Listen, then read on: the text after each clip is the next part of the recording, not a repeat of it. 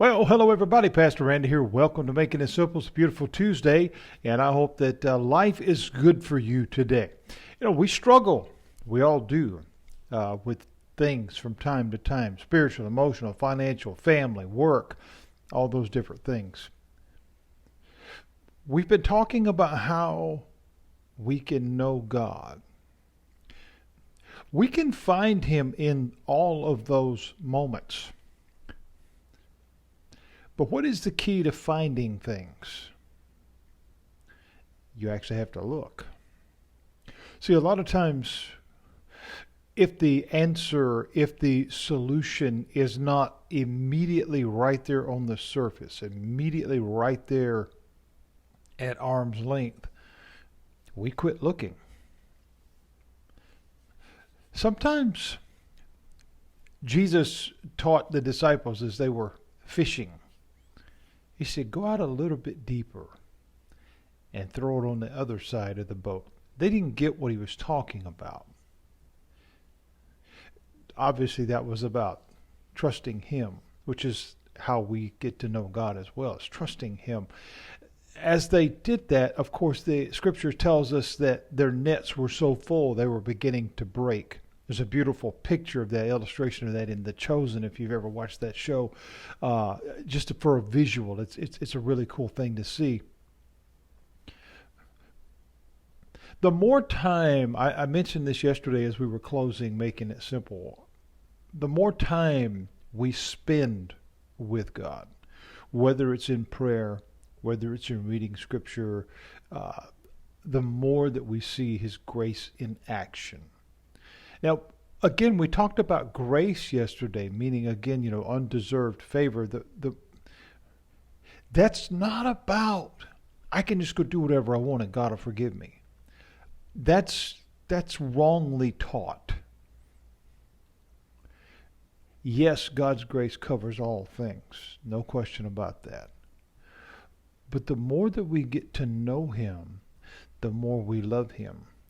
Therefore, the more we respect him, and the less desire there is there to do things that would grieve him. That's parenting. When we have that bond with our children, prayerfully, hopefully, the same way that we did with our parents, while there's always, I guess, that little bit of rebellious nature there, the desire becomes less and less and less to displease them. And that's not out of fear. It's out of respect. It's out of reverence because we love them. We value their opinion. I realize not everybody's had that relationship with their parents, but we can absolutely have that with God. And the more that we act upon our faith, the more we allow it to grow, our desire to grow closer becomes stronger, because we then begin to see God is not about words. Words are words. God is about action. He is about making it known without a doubt who he is, how much he loves us, where he stands on everything, and how he feels. And what's great about that is that God doesn't change. So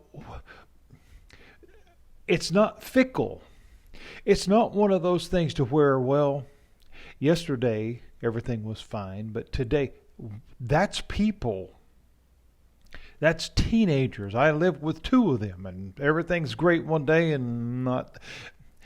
God doesn't do that. And that's the beauty of getting to know him. He's our one constant. He's our one thing that we can trust, that we can hold on to, that's always the same.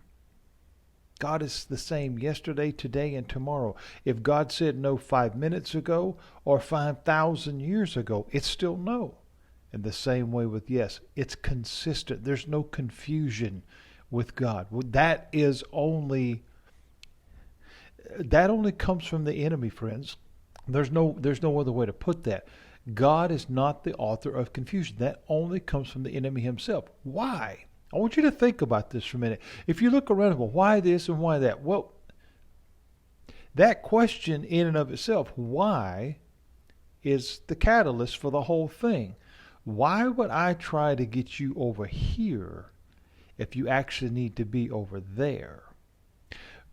Because I don't want you to have that. Because that will make your life better. I would rather you be oppressed, depressed, and every other kind of thing so that I've got a little more say. I've got a little more control. It's awful.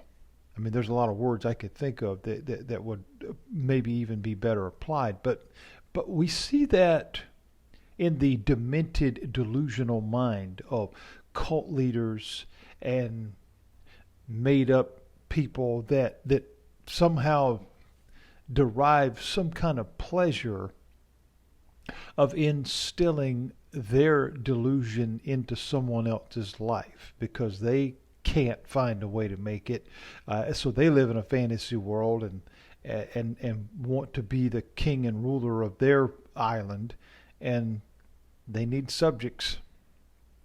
And so they make promises and dangle golden carrots that don't exist, and people follow that stuff. That's how the enemy does things. That's where the concept of understanding this comes from. God doesn't do that. God doesn't make promises he doesn't keep, and he doesn't lead us down pathways that will hurt us. There are going to be times that we're going to go down roads that will test us to help us grow.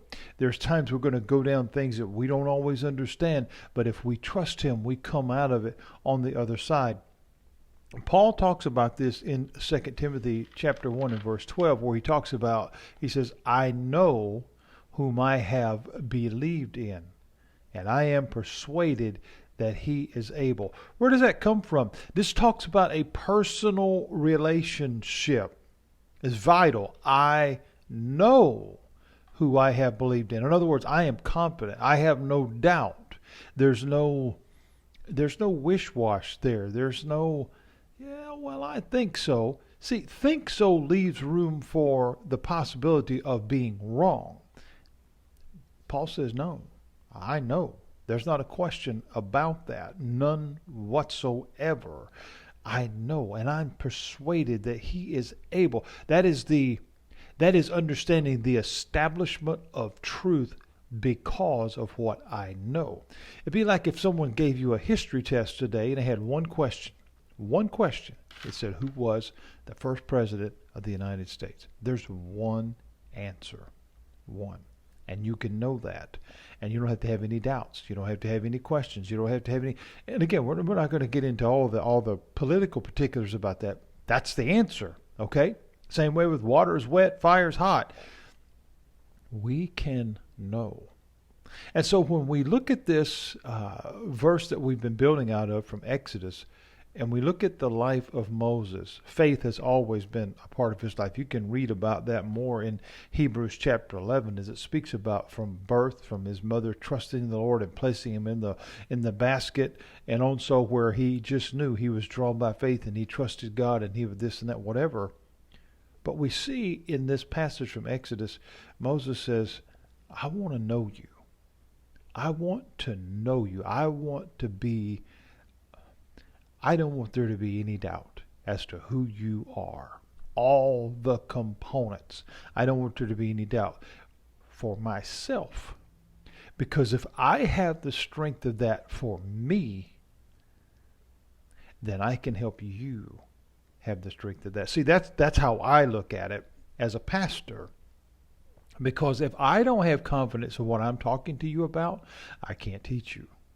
If I don't have a knowledge of what I'm talking about, I can't teach you. Knowledge meaning not just what I've learned from a book or this, but reality, scripture, experience, the speaking of God into my life and into my heart, seeing it at work, knowing without a doubt, being able to stand on that in a solid, firm, clear way with no wavering, no changes.